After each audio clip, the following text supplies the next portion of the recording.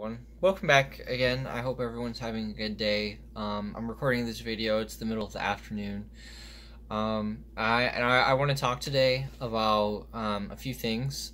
In the news, there is a Wall Street Journal article. It's an opinion piece, apparently by a former Clinton staffer or aide, something of that nature, declaring that she's definitely going to be running in...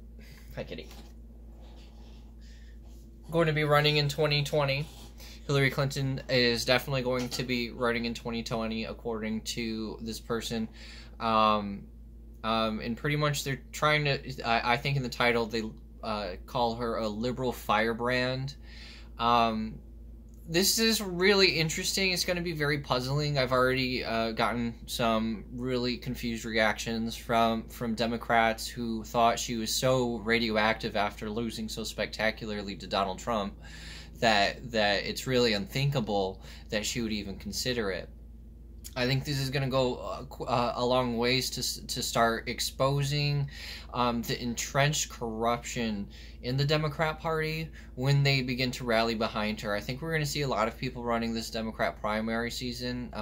We're after the midterms, so we're going to start seeing people announce their candidacy. However, I think it's going to be important to keep in mind that the candidacy is going to work as political cover. It's going to be very convenient in the next months that they have announced candidacy, because when the indictments are unsealed and they're being prosecuted, they're going to trial, they're going to be able to say, oh, look, this is because he's trying to target his political opposition. This is very convenient. It's also propaganda. The way this article in particular that's written about Hillary Clinton is heavy propaganda. It's very obvious they are distorting reality about Hillary Clinton. They even liken her to the liberal Donald Trump, which is laughable because Hillary Clinton can't even overcome a flight of stairs without falling down. So they're completely distorting reality in order to prop Hillary Clinton up. Now, I don't want to speculate on why this is for these individuals are doing it. I want people to figure out that on themselves. But I also think it's really a really interesting example of one of the rules for radicals of Saul Alinskys, that these people that have hijacked the media, completely hijacked liberalism, use all the time. They've used it for a very long time, at least since the Bush years. And one of the most important ones is the last one, the 13th rule. And here, I'll read it to you. It says, pick the target, freeze it, personalize it, and polarize it. Now, if you know this rule, this is clearly what they've done with Donald Trump since he announced his candidacy. They saw him as outside of their club, and they saw him as a potential threat. So they immediately branded him as a buffoon, as an idiot. And when that, and they have these different snapshots of the persona of Donald Trump that are very one-dimensional. I've talked about this before, the one-dimensionality of the mainstream media, how they keep your mind in a box by using one-dimensional analysis on topics. It's always a flip of a coin. You're either this or that, and especially with personalities, they make it so outrageous and such a caricature that people have a hard time thinking critically. And for instance, Donald Trump has been done this. At first, he was a bumbling idiot. They just laughed at him. And this conditioned the audience to also laugh at Donald Trump as well. And as he became more and more a threat, he won the Republican primary. That's when they started ratcheting it up. They've frozen this persona of Donald Trump in time. They've made it very personal to people who subscribe to identity politics, who see things as, you know, my minority status is my identity. Donald Trump is attacking this. It's very personal. Anyone supporting Donald Trump is attacking me personally. You see, it's very radicalizing, very polarizing what's happened in the caricature of Donald Trump. Now, it's really interesting that they're trying to do this with Hillary Clinton as well, in order to freeze her as this paragon of liberalism, when she's for many years been taking money from Saudi Arabia, who is one of the most oppressive countries to women and gay people.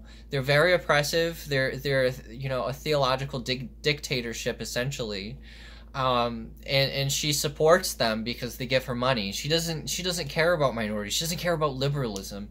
You know, she's in it for herself and for the power, you know, and especially after, I mean, we just a couple weeks ago or so, you had this town hall event or something where the moderator mixes up Eric Holder and Cory Booker, and she's like, oh no, that's Eric Holder, and you know, I know they all look alike, and she cackles like a hyena. The face she makes, she just is like, it's a delicious joke to her that everyone's laughing with her, and it just, you know, and this is going to be a portal into, if you like, from the false reality. It's going to be a portal into actual reality for a lot of people once they realize how much people in the media will lie. You know, it's not everyone in the media is in on this. I mean, I'm sure it's an appreciable percentage. It's at least a little bit of everyone everywhere. But, you know, a lot of people are just doing their jobs. And they don't know necessarily. And also their salary and, you know, their job depends on them going along with the lie and with the deception and with the charade of everything that's going on and you know, the politics of it all. So I mean, and it's going to be really interesting to see people start asking questions, you know, of why in the world would the Wall Street Journal be publishing such an intense propaganda piece for Hillary Clinton when she's such a radioactive, you know, personality. There's so many instances of her lying about committing crimes, I mean, I know people laugh. SNL has done so many skits about the email server. Oh, herder, it's just email. But what people don't realize is that when you have government sensitive information, these emails could contain information that is mission sensitive to certain people.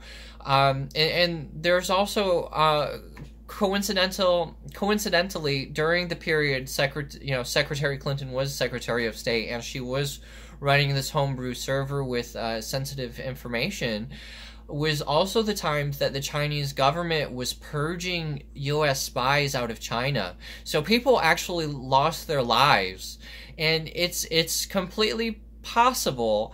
I mean, I don't know for sure, but it's completely possible that this breach was due to her unsecured server. Now, you know, there's plenty of speculation abound about what that could mean. But this is just one example of Hillary Clinton, you know, doing something wrong, and the possible consequences and loss of life to our servicemen. We just had Veterans Day, so I'm sure everyone, you know, it's a timely thing to talk about, I guess. But yeah, so rules for radicals. Essentially, this is Saul Alinskys' rules for radicals for organizing community movements for communist uprising. If you research this, you'll understand what's going on. How Barack Obama was an effective president. He was very charismatic and very manipulative as well. He was very divisive, but he did it in such a way that it was very smooth talking. People didn't. I honestly, I didn't realize it until I went back and all of, you know, the talk against the police and you know putting race against race, but doing it in such a way where unless you're listening very carefully, you won't pick up on it, and you might even find it as a virtuous thing of oh yes, of course I do need to check my privilege, and I just need to put myself down because of the color of my skin, and maybe my gender as well. And you know, once you realize it in the terms of that, it becomes so plain as day. And once you realize the rules for radicals, you know, how they've propagandized Donald Trump into this very one-dimensional caricature, you know, and it becomes so obvious. It becomes so obvious. And you know, like Emmanuel Macron during the Armistice Day speech, he said that nationalism is the exact opposite of patriotism. This is polarizing. It honestly is nonsense. Nationalism is the opposite of globalism. It is, and they're just trying to say that if you identify as a nationalist, if you have pride in your nation, then you're unpatriotic.